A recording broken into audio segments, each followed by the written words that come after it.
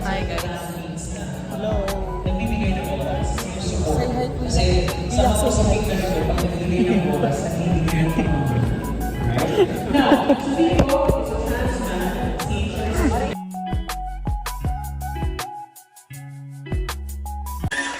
Kumuna tayo ngayon sa bulatan.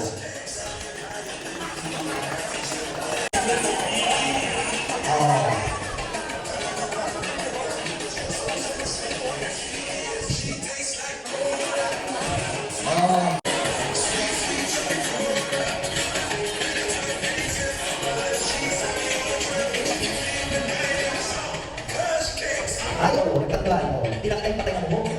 Sobrang high. Lapit-lapit. Ay, yung beres pa. Ari ko, gusto ng buo. Beres.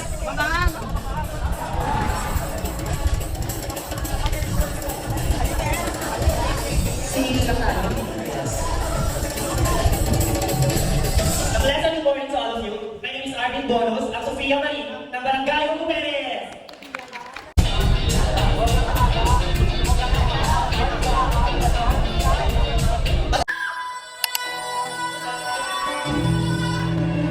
Kailangan mo yung Domingo.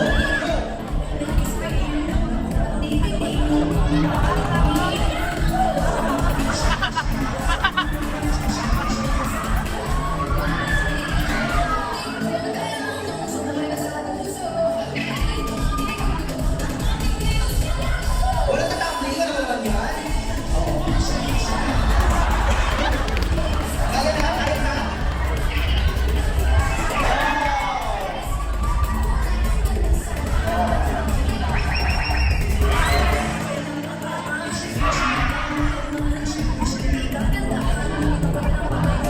Okay na.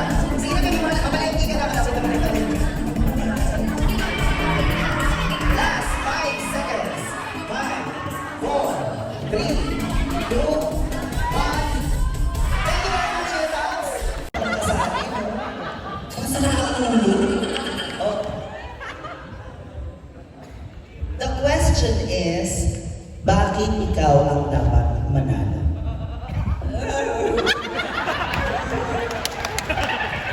Thank you for your question.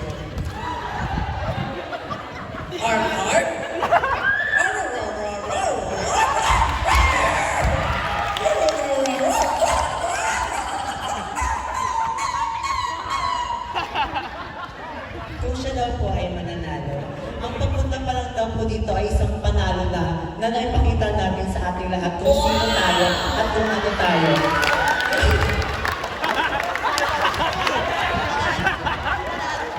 Kung siya ay mananalo, ito ay makatulong sa pamilya niya at ipagmamalaki ang pusong Criseño. Yun lang. So hi mga accessibilities, welcome back to my YouTube channel. So for today's video, we're gonna unbox my suitcase from Orange App. Binili ko to dahil every time na may gig ako, nahihirapan ako magdala-dala ng mga gamit ko. Like vanity mirror and iba't iba pang mga gamit tulad ng mga pangbuhok and makeups.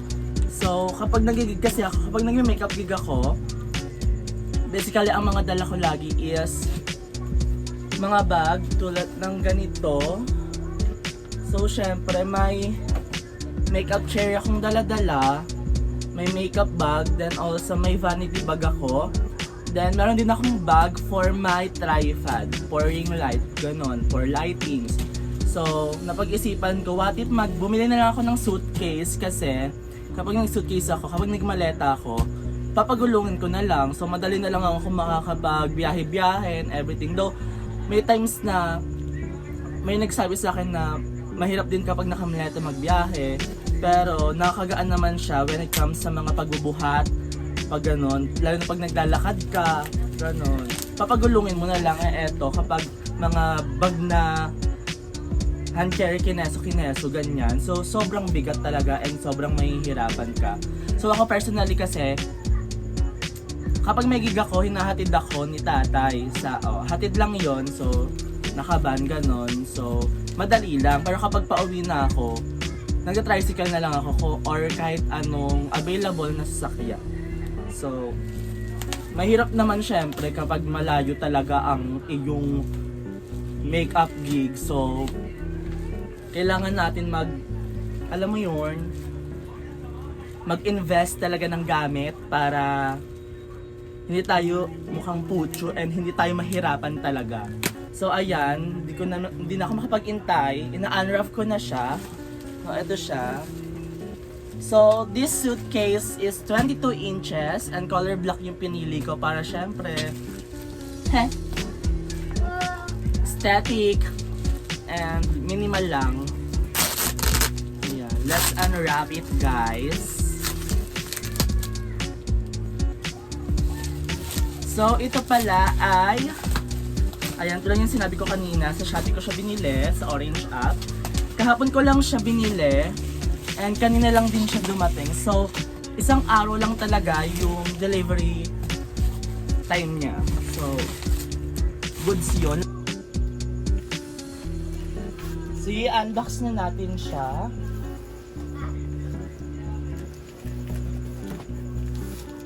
Start to here.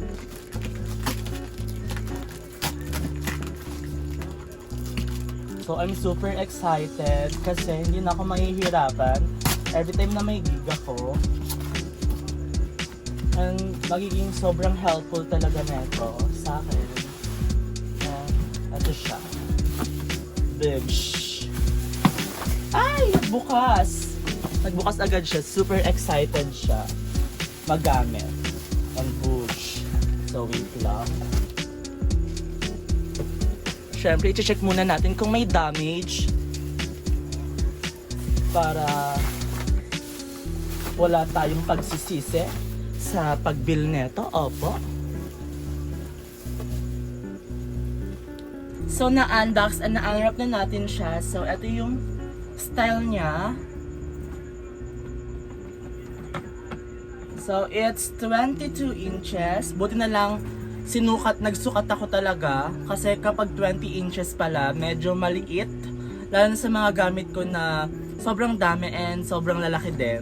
So, eto 22 inches. Sayang lang kasi walang 24 inches. Kung 24 inches, yun yung bibilhin ko kasi kasya yung tripod ko doon, which is 22 inches kasi yung tripod ko, then eto 22 inches. So, medyo lagpas din naman siya kasi sobrang haba na talaga. So, ayan. I'm so happy kasi nabibili ko na yung mga gusto kong bilhin talaga.